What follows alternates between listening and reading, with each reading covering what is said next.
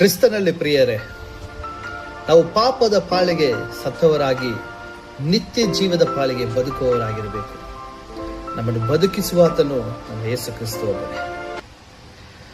ಪಾಪದ ಪಾಲಿಗೆ ನಾ ಸತ್ತವನಾಗಿರಬೇಕು, ಪಾಪದ ಪಾಲಿಗೆ ನಾ ಸತ್ತವನಾಗಿರಬೇಕು, ನಿತ್ಯ ಜೀವದ ಪಾಲಿಗೆ ಬದುಕುವನಾಗಿರಬೇಕು,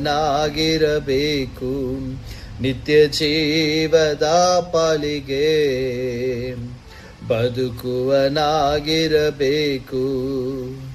ಬದುಕಿಸಯ್ಯ ಬದುಕಿಸಯ್ಯ ಮರಣದ ಬಾಗಿಲಿನಿಂದ,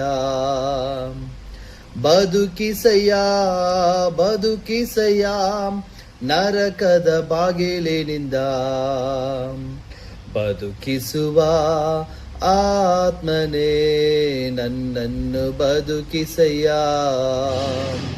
ಬದುಕಿಸುವ ಆತ್ಮನೇ ನನ್ನನ್ನು ಬದುಕಿಸಯ್ಯ.